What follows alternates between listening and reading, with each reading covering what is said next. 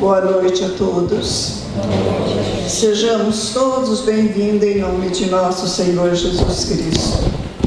Nós estamos aqui novamente hoje, mais uma vez, para um pouquinho mais falarmos do Mestre Jesus. Estamos esperando o nosso palestrante chegar, que ele já está a caminho, E então nós vamos, como nós temos o nosso horário, a espiritualidade também tem o horário dela, Então, neste momento, nós vamos dar início com a prece de abertura.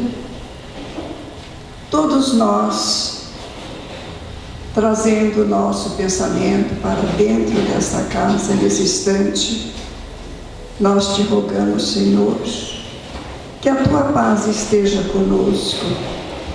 Nós estamos aqui hoje em nome do Pai, do Deus grande, do Deus bom, do Deus Criador, do Deus que nos ampara, do Deus único, de Jesus, nosso Mestre, por excelência, porque Jesus veio para mostrar-nos o caminho, amando do Pai.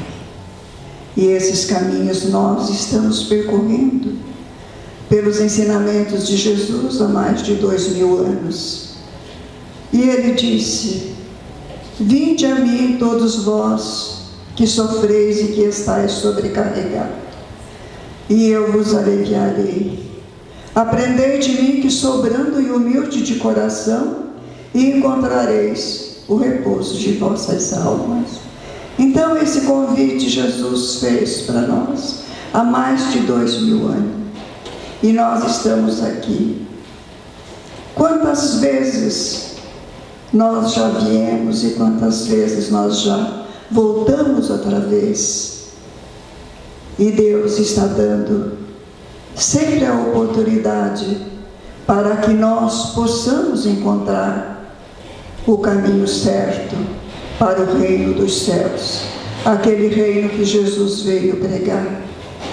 Hoje nós te agradecemos, Senhor, a nossa gratidão, ó Pai, por tudo que nós temos, por tudo que nós somos.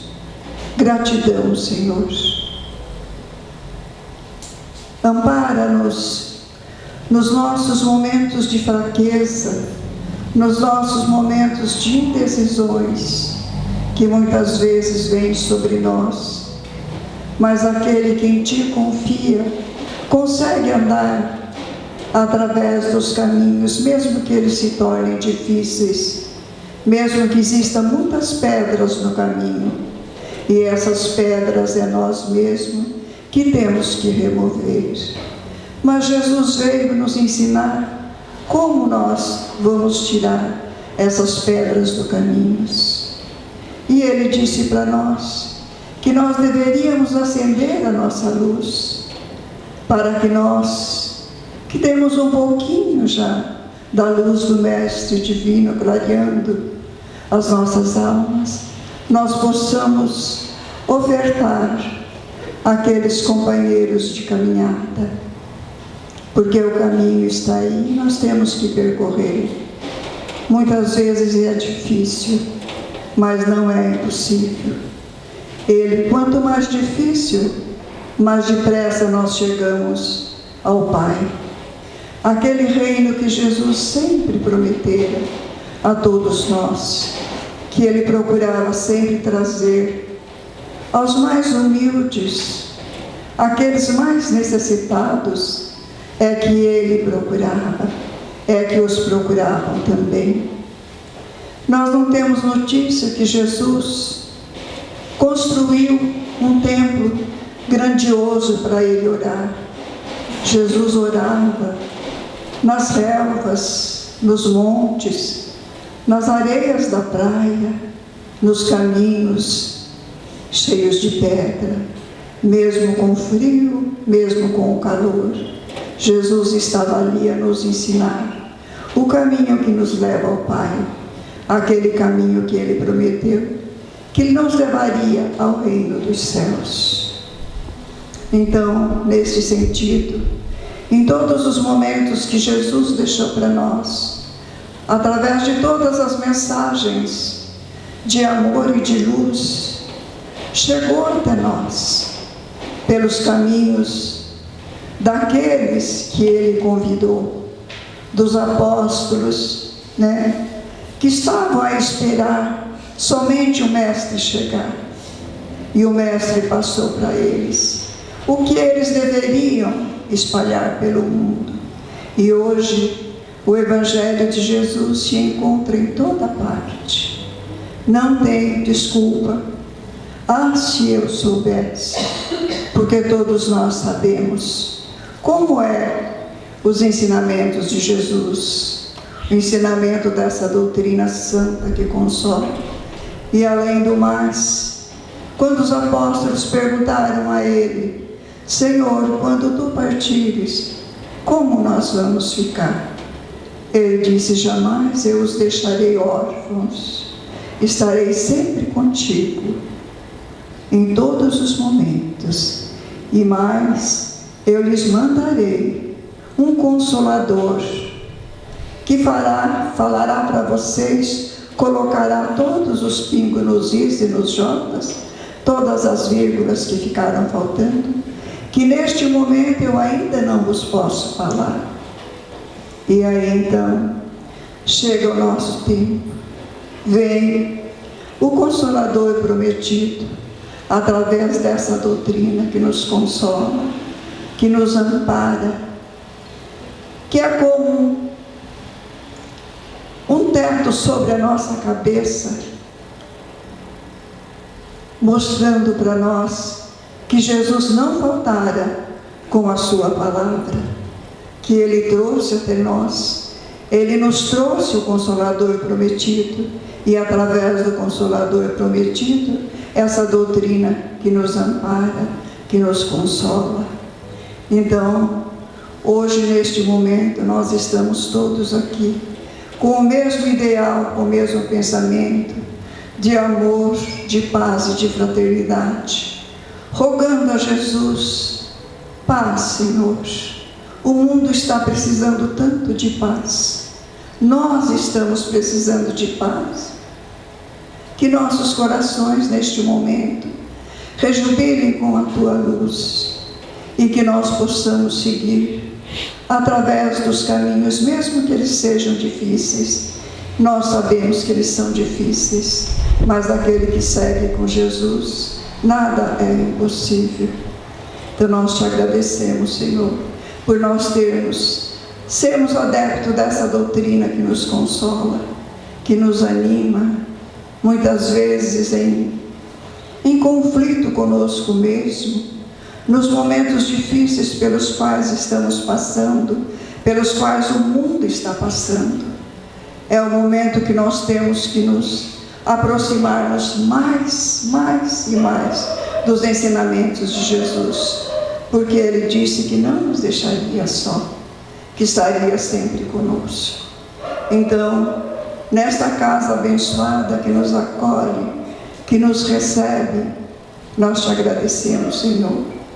Hoje nós estamos Te dizendo gratidão, Pai, gratidão por ter mandado o Seu Filho para nos ensinar o caminho, porque senão, sem essa bússola que ilumina, que consola, nós poderíamos nos perdermos nos caminhos, poderíamos pegar atalhos que muitas vezes nos levariam à beira do precipício.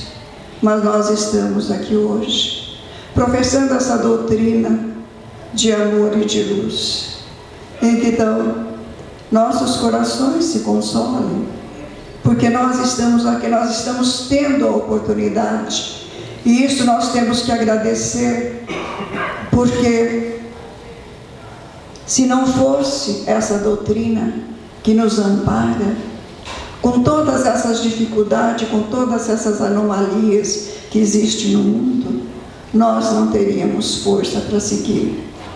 E muitas vezes através dessa doutrina que nos consola, que nos ampara. Então, Senhor, nossa gratidão, hoje e sempre. E neste momento nós dizemos: sê conosco, Mestre, agora e sempre. E que a tua paz permaneça em nossos corações. Nós estamos aqui prolongando um pouquinho mais a prece, né? Que é um pedido de amor que nos consola, à espera do nosso palestrante, que já deve estar para chegar. Então nós vamos aqui todos, né, neste momento, estarmos em comunhão conosco mesmo, com os nossos pensamentos, para que nós possamos, quando o palestrante passar as suas preleção para nós, o que ele está trazendo para nós possamos fazer uma reflexão do porquê que tudo acontece, do porquê que nós estamos aqui hoje. Quando foi que nós encontramos a porta desta casa, que nos chamou para nos abrigar? E nós te agradecemos, Senhor, por esse momento, por estarmos aqui. Eu vou pegar um pouquinho do trecho do Evangelho. Nós vamos recapitular o Cristo Consolador, o jugo leve. Vinde a mim todos vós que estáis sobrecarregados e aflitos, e eu vos aliviarei. Tomai sobre vós o meu jugo e aprendei de mim, que sou brando e humilde de coração, e achareis o repouso de vossas almas. Pois o meu jugo é suave e o meu fardo é leve. Todos os sofrimentos, misérias, decepções e dores físicas, perda de entes amados e queridos, encontram consolação na fé no futuro, na confiança e na justiça de Deus, que o Cristo veio ensinar aos homens, sobre aquele que nada, ao contrário, espera após esta vida, ou simplesmente duvida, as aflições caem com todo o seu peso. Nenhuma esperança lhe mitiga o amargor. Foi isso que levou Jesus a dizer: vinde a mim todos vós que estáis fatigados, e eu vos aliviarei. Entretanto, ele depende de uma condição.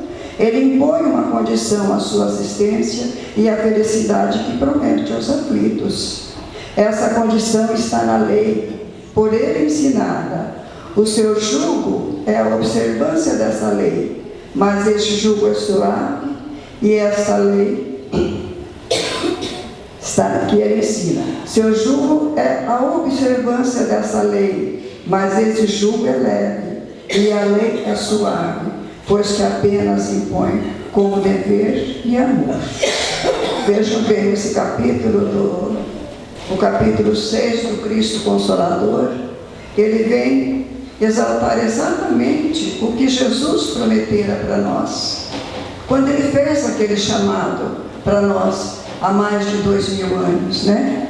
Que nós estávamos ainda sem saber. Naquela época as pessoas tinham muita dificuldade ainda em receber os ensinamentos, e Jesus não podia lhe passar tudo o que precisava dos ensinamentos. Então ele procurava, a cada momento ele mostrava às pessoas daquela época o que era mais fácil para elas entender. Então muitas vezes ele recorria ao tempo, à semente, à chuva, né? Porque o pensamento daquele povo ainda estava assim enrotado, não sabia. Eles não tinham a inteligência que nós temos hoje, mas hoje nós temos a inteligência de entendermos, compreender e o dever de colocar em prática.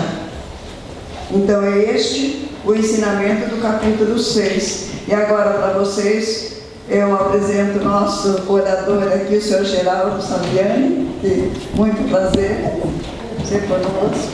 Obrigada. A palavra é toda sua. Obrigado. Vou tirar o prazer de ouvir a nossa irmã aqui e vou incomodá-los agora com a minha palestra. Nós estivemos retidos num acidente de trânsito por alguns 20 minutos. E nosso tema hoje, vou tirar a memória do bolso, é uma razão para viver. E nós queremos começar lendo essa passagem do Evangelho segundo o Espiritismo, que é do capítulo 3, Há muitas moradas na casa de meu Pai. Não se turbe o vosso coração, credes em Deus, credes também em mim, há muitas moradas na casa do meu Pai. Se assim não fosse, já eu vos teria dito, pois me vou para vos preparar o lugar. Depois que me tenha ido e que vos houver preparado o lugar, voltarei e vos retirarei para mim, a fim de que, onde eu estiver, também vós aí estejais. João capítulo 14, versículos 1 a 3. Pois bem, o nosso tema é uma razão para viver. E esta passagem do Evangelho nos mostra que Jesus nos prepara lugares melhores para a nossa existência. Mas se Jesus faz isso, é porque nós temos a possibilidade de ter um lugar melhor para nós vivermos. Porém, há um senão. Nós precisamos fazer a nossa parte. Nós também temos que ter um comportamento adequado, uma atitude firme, porque Jesus também vai dizer que para aquele que bater, a porta se abrirá. Ele também vai dizer que para aquele que pedir, lhe será dado.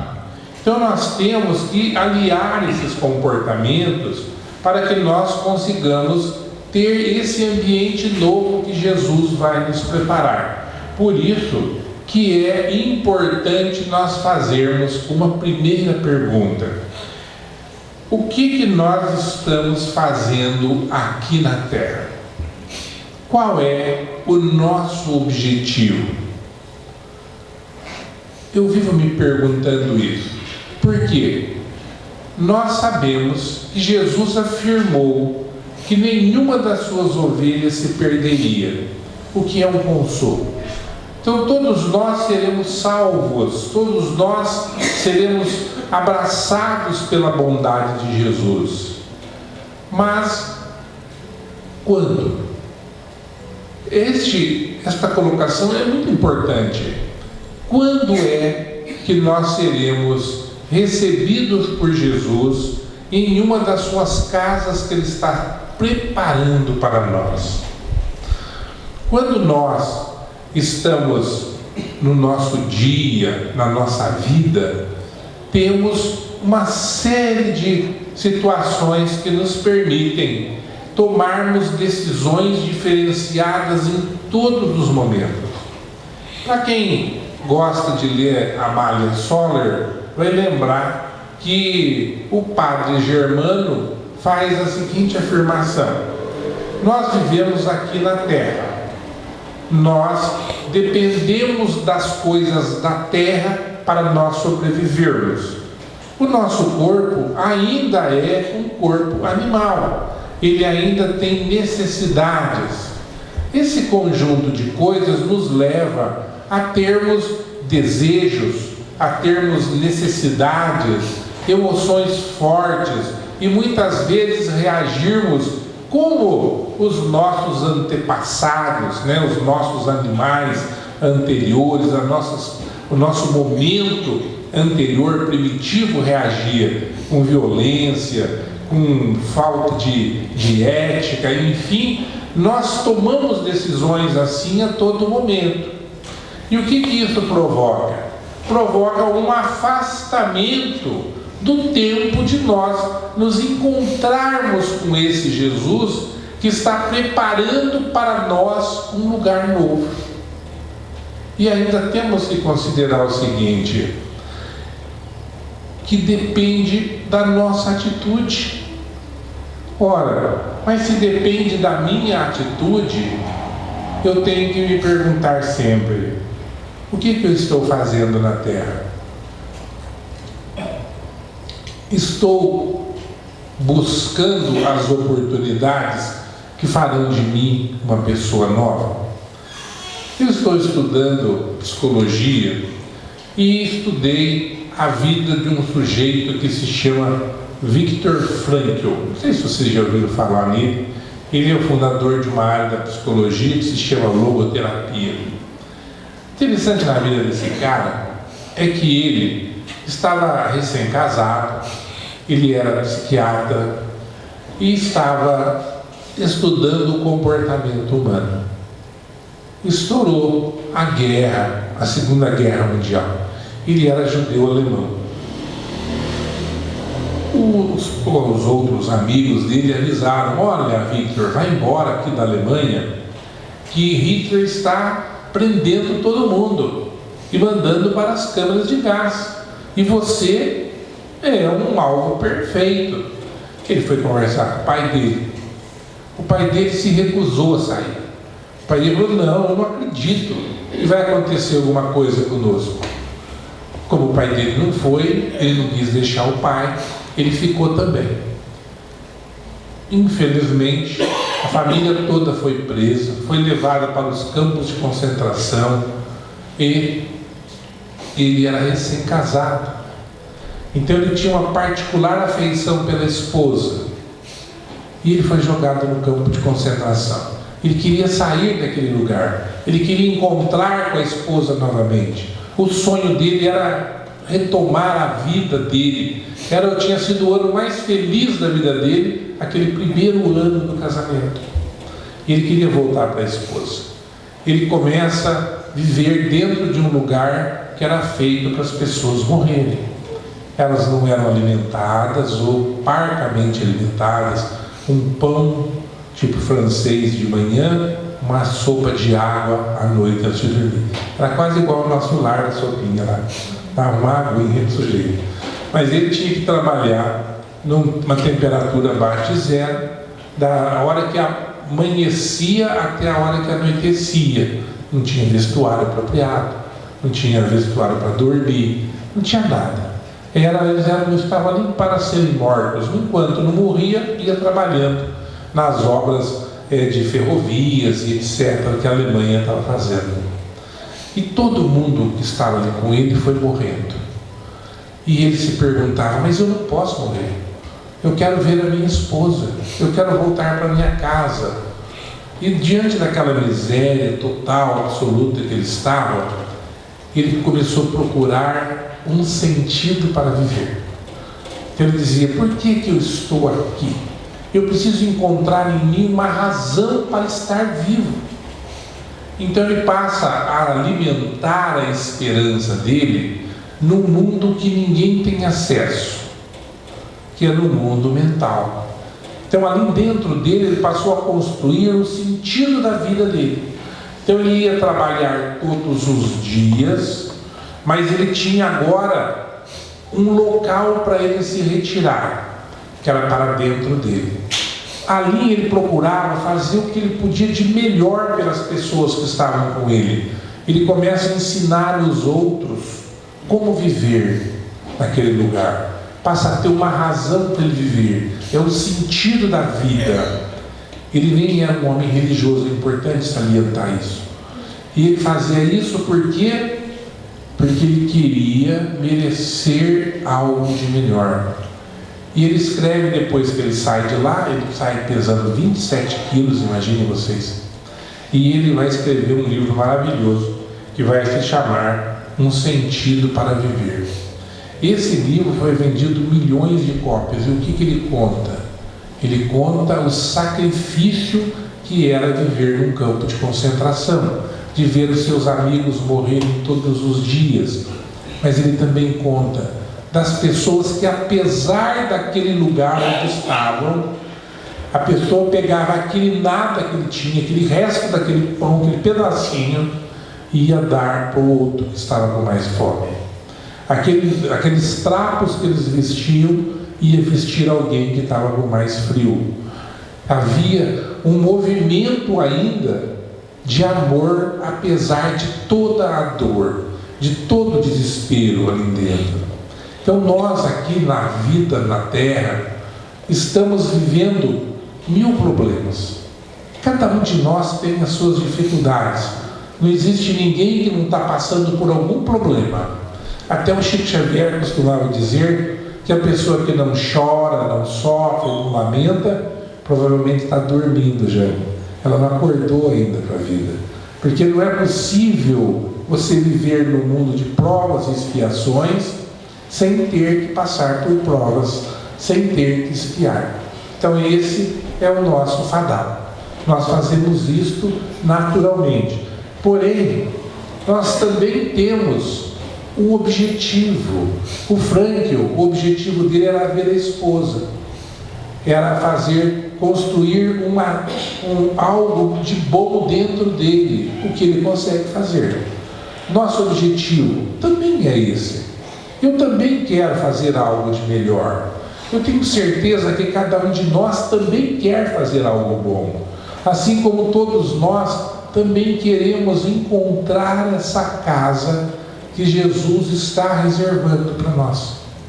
Portanto, o nosso comportamento diário é a nossa luta contra a exploração natural da vida, é contra os problemas domésticos, é contra a dificuldade do trabalho, é contra as nossas dúvidas, contra as intrigas. Não importa. A nossa luta é para ter um sentido na nossa vida. Qual é a razão que nós estamos encarnados? Se nós mirarmos lá na distância e lembrarmos, somos espíritos imortais, nós não vamos ter fim. Esse corpo vai morrer, ele vai acabar. Enquanto ele não acaba, eu o aproveito, eu utilizo. Então nós utilizamos esta oportunidade para nós alcançarmos o nosso objetivo, o lugar que Jesus prepara para cada um de nós. Como que nós fazemos isso? Olha, vocês, cada um de nós tem uma família, não tem? Agora, eu tenho certeza que na sua família, de cada um de vocês, só acontece coisas maravilhosas. Não tem briga, não tem discussão, não tem conflito. Não é verdade? Não? Na minha também não. Na minha tem tudo isso. Tem conflito, tem briga, tem discussão. Por quê? Porque os espíritos, né? Tem um amigo meu que brincava quando eu era jovem, quando eu estava namorando, né? Era aquela namoro é a coisa mais maravilhosa do mundo, né, gente? Vocês já notaram que o outro não tem defeito no namoro? É tudo tão agradável, né? Por quê? Porque os espíritos fecham os nossos olhos e os nossos ouvidos. Então a gente não ouve e nem vê de vez. Eles mostram só uma imagem. Quando a gente casa, a nossa casa é o cadinho, onde é derretido aquela grosseria maior que existe naquele relacionamento. Então Deus, na sua sabedoria, coloca duas pessoas ali para viverem, que é o casal, para que eles comecem a ter um lugar da onde é difícil fugir. Não é difícil fugir? Até porque a gente divórcio é caro pra caramba, tá? Eu já sei como é que é caro esse negócio. Então é melhor ficar casado. E como é melhor ficar casado, a gente vai aprendendo a conviver com aquela pessoa. A gente aprendeu a conviver com todo mundo? Ainda não. Mas com uma pessoa a gente já está aprendendo. Com essa pessoa já vai diminuindo aquelas rusgas, né? Às vezes o casamento não vai muito bem, mas os dois se toleram. É o começo do aprendizado. Aí vem os filhos. E eu não sei no lado de vocês, mas às vezes acontece do filho não ser aquele anjo que a gente esperava, não acontece? Às vezes ele tem problemas. Às vezes o nosso filho não é um santo, né? Que nem nós temos um menininho, né? Um filhinho de 1 ano e 11 meses, vai fazer 2 anos agora. Então, ele é um capeta, gente, só não conta ninguém. Mas daí a Gisele falou assim para mim: amor, eu achei que para nós vinha um espírito de luz. Por que a surpresa. Ela falou, porque a gente é espírita. Eu falei, não, para nós vem das trevas, porque daí nós somos acostumados a doutrinar espírito lá no trabalho mediúnico, então isso é mais um, né? Então acontece que você começa, daí você tem mais uma criatura na sua casa para você começar o convívio, a conviver. Tem mais um, às vezes mais dois, né? No meu caso com a Gisele junto, nós já temos 6. Então é um grupinho de espíritos que leva espetáculo daqui, leva espetáculo dali. Nós estamos aprendendo a conviver, aprendendo. A gente já aprendeu a se amar, a gente se respeita. Quando um está com um problema, o outro ajuda. Olha que maravilha. Nada de se incomodar com isso, gente. Vocês tiveram um sossego da minha conversa, né? Isso tem que ser agradecimento a Deus, é bênção. Auditório merecedor é assim, o microfone para de funcionar. Ele tem que ficar ouvindo o orador, né? Mas, pois bem, então nós estamos falando da família. Então a família é o primeiro ponto para nós conseguirmos construir, depurar os nossos espíritos, para que a gente consiga alcançar essa casa que Jesus nos prepara. Mas também tem outro lado, tem o trabalho.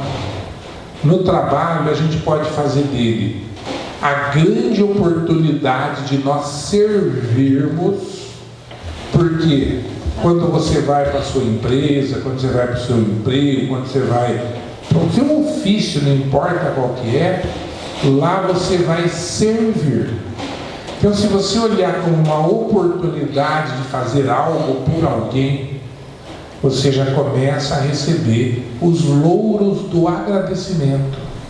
Então, nós estamos aprendendo a conviver em casa e aprendendo a servir no trabalho, apesar que a gente ainda é remunerado. Então, esse aprender a servir é escola mesmo, é escola remunerada. Então você ganha para aprender a ser educado, para atender com carinho a pessoa que está ali, para você poder ouvi-la, né? Quem trabalha no comércio sabe que muitas vezes a pessoa que chega ali no balcão, o que ele quer é contar uma história. Ele fica meia hora falando e não compra nada. Mas você está servindo, então nós vamos amolecendo o nosso coração. Aí nós começamos a atender as pessoas. Claro, nós estamos interessados porque é o nosso negócio, mas a gente começa a entender as pessoas nas suas necessidades. Olha já como a gente já começou a mudar. Estamos vendo as pessoas como pessoas que têm necessidades e nós vamos auxiliá-las a partir do nosso esforço. Nós estamos construindo a nossa oportunidade. E depois disso, nós também temos que pensar, por exemplo, na escola, onde nós vamos para tomar as lições do dia, onde nós vamos para aprender o ofício, né? O sujeito vai lá para aprender engenharia, por exemplo, outro aprende a ser torneiro mecânico, uns aprendem a ser médico, tem gente até que aprende a ser advogado, se imagina, né? Tem escola até para isso, que é o meu caso, né? Sabe Deus por quê. Mas a verdade é, a escola é também o nosso ambiente de formação. Então vejam como está havendo toda uma construção do ser humano. Começa dentro de casa, passa pelo trabalho, pela escola, e a gente vem fazer um treino de melhora no nosso ambiente religioso. Então, quando a gente entra, né, para nossa, onde é a nossa escola de amor, que é aqui no caso para nós é o Centro Espírita, é aqui o nosso treinamento de amor. Então a gente vem, a gente pensa em Jesus. Talvez a gente não tenha pensado em Jesus o dia inteiro. Talvez não tenhamos pensado a semana inteira.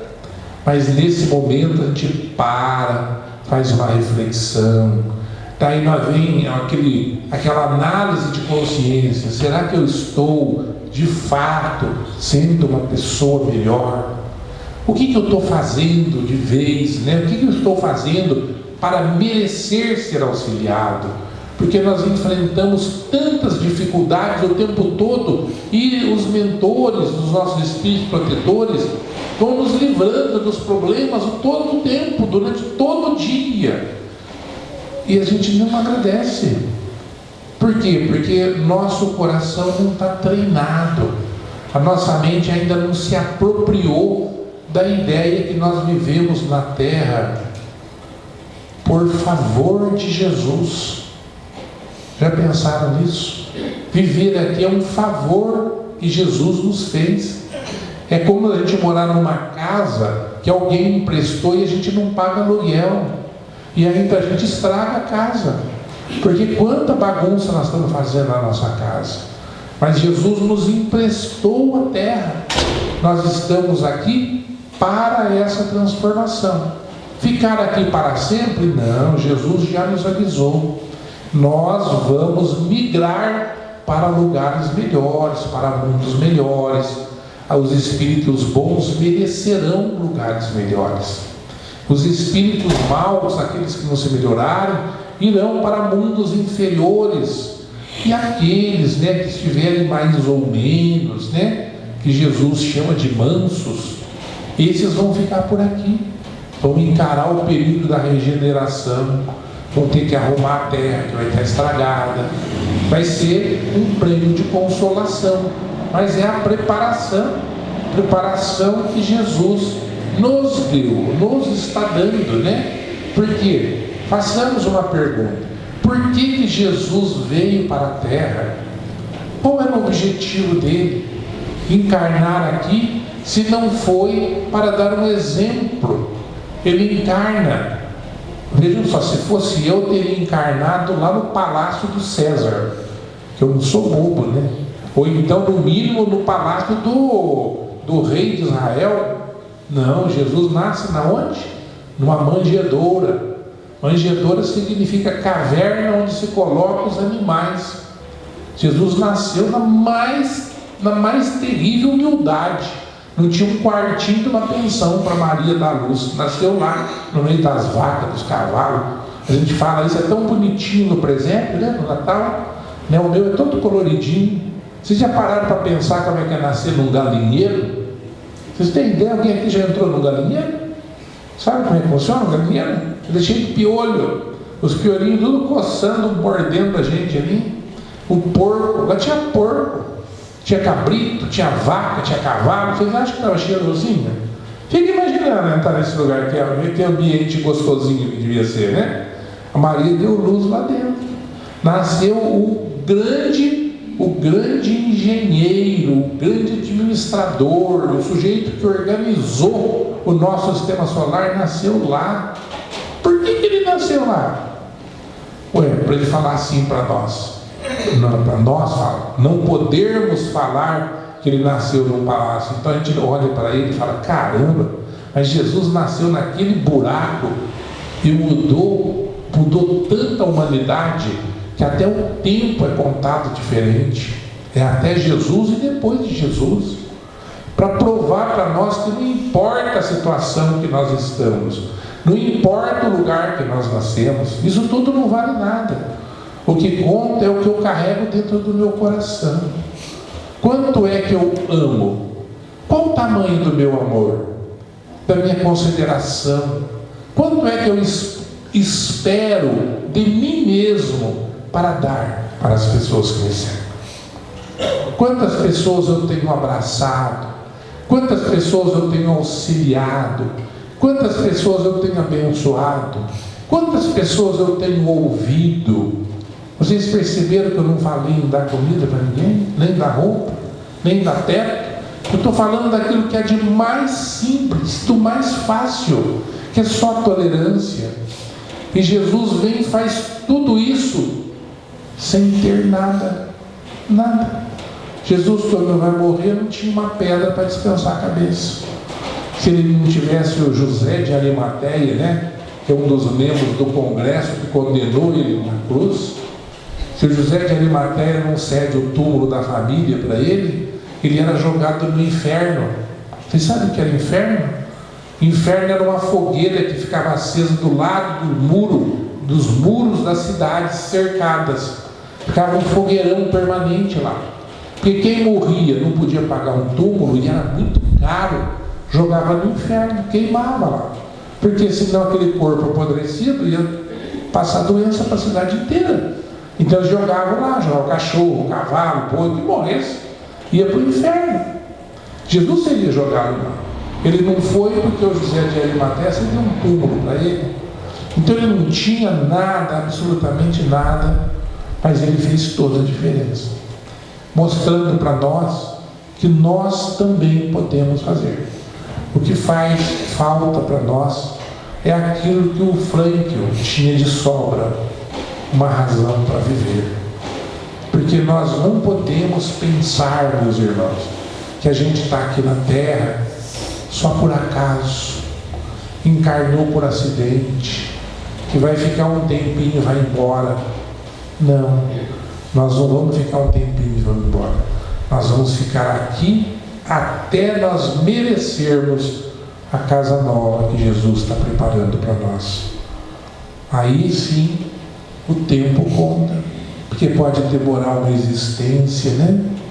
Vocês viram a história do Bezerra de Menezes, que deu tudo de si, curou todos que conseguiu. Quando ele desencarna, ele não percebeu que ele tinha desencarnado. Ele sai na janela, escuta aquela multidão rezando. Fala, quem são essas pessoas? E o protetor dele fala, estão orando por você.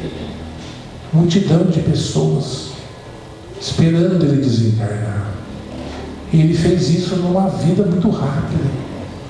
Eu não vou conseguir fazer em uma vida, mas Deus nos dá muitas vidas e Ele nos permite nós nos transformarmos pouco a pouco, mas é muito importante assim que nós tracemos o nosso objetivo e saibamos onde queremos chegar. Que Jesus nos abençoe e nos ilumine. Bom, isso aí é a reflexão para a semana, né? E o Geraldo veio, então vamos trabalhar as nossas intolerâncias, né? As nossas mágoas, os nossos desafetos, para que nós possamos chegar logo nessa casa abençoada que Jesus prometeu para nós, né? E eu gostei da primeira preleção que ele falou sobre aquele que esteve no campo de concentração, de mentalizar, né? Porque muitas vezes nós, quando estamos em grande aflição, a gente quer alguma coisa e a gente não sabe como encontrar. Olha aí, através da mente, de mentalizar aquilo que eu quero que aconteça, muitas vezes vem acontecer. E hoje o Geraldo trouxe para nós uma preleção assim, para que nós possamos raciocinar que através do nosso pensamento nós podemos fazer grandes coisas, né? Basta que nós vamos sair desse caminho, né, que nós estamos seguindo, raciocinar, pensar, será que este caminho é o caminho certo? Ele enfatizou a família também, né, que é o nosso cadinho, é a família, é a coisa melhor do mundo, é a família. Feliz de quem tem uma família, né? Então, olha, nossa gratidão ao Geraldo por ele ter aceito a vir falar conosco, né? Então, neste momento, eu convido os companheiros da segunda tarefa, né? Nós vamos terminar o trabalho de quarta-feira à noite. Convido a todos para externar nossa gratidão a Deus, nosso Pai de infinita misericórdia, carinho, ternura, sublime amor para com toda a criação, a Jesus, nosso divino e amado Mestre, aos bons espíritos, mentores amigos, anjos da guarda. Agradecemos, Senhor, a oportunidade sublime de estar nessa casa, estudando o Evangelho, sendo acalentados, sendo acolhidos pelo seu infinito amor. Agradecemos ao palestrante da noite, que com tanto carinho preparou a palestra para nós.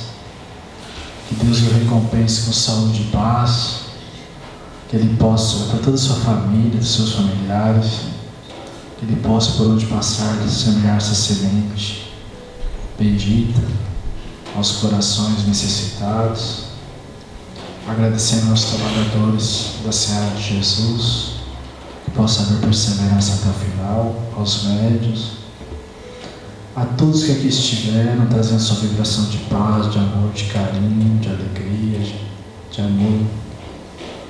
Que Deus proteja a todos, para que tenham um bom retorno aos seus lares, fortaleça a fé, a esperança, a paz, o amor no coração.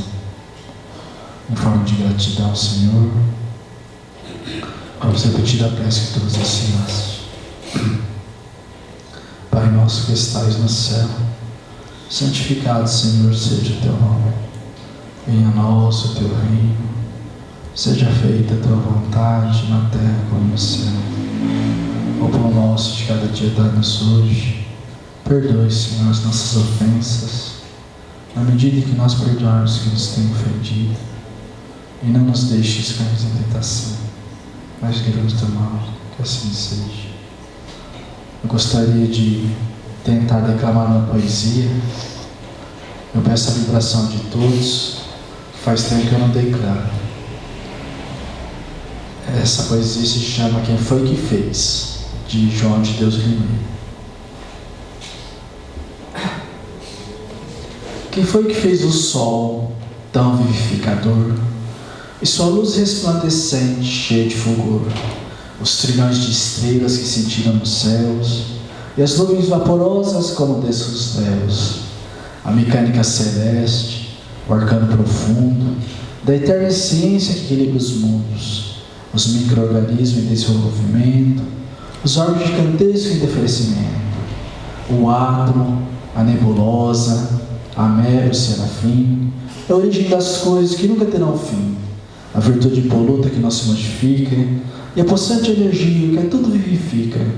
Quem foi que fez o vento, a chuva, o raio, o trovão, o outono, o inverno, a primavera, o verão, o perfume das flores, o som, a luz, o ar, os campos, as florestas, a terra, o céu, o mar? Quem foi que fez o infravermelho e o ultravioleta e fez da largata surgir uma bela borboleta, o esperto gafanhoto, o formoso roxinol, surgindo a alvorada nos clarões da luz do sol? Quem foi que fez as feras bravas e o terno passarinho, a asa dos insetos, a beleza de ninho, deu agilidade incrível, a pulga saltitante, e fez o passo lerdo e tardo do elefante? Quem foi que fez o colibri com linda sutileza, sugando o mel das flores com tal delicadeza, o tatu escavando a cove que se abriga e a falha inesgotável da minúscula formiga, o inquieto macaco, o fogoso corcel, a abelha trabalhando na construção do mel? Quem foi que fez a ostra, o golfinho, o tubarão, a baleia, e a engenhosa aranha tecendo a sua teia?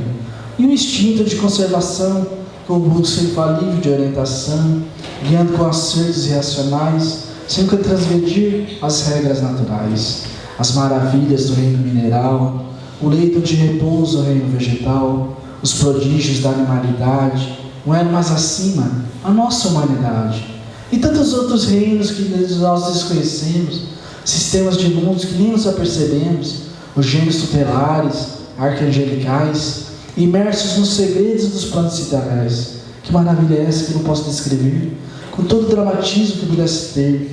Artista ilimitável, sublime, inimitável, me ponho de joelho e contemplo abismado e pergunto a mim mesmo com estupefação: quem criou isso com tanta perfeição? E até o perdão, quem dá sem pedir nada e paga sem dever nada, que tudo movimenta sem nunca se mover, formando e transformando, criando e dirigindo, governando e agindo. Quem tem tamanho poder? Eu pergunto a outras vozes: quem podeis dizer? Eu vos peço, queridos irmãos, amigos meus, e as vozes me respondem: foi Deus, foi Deus, foi Deus. Que Deus nos abençoe.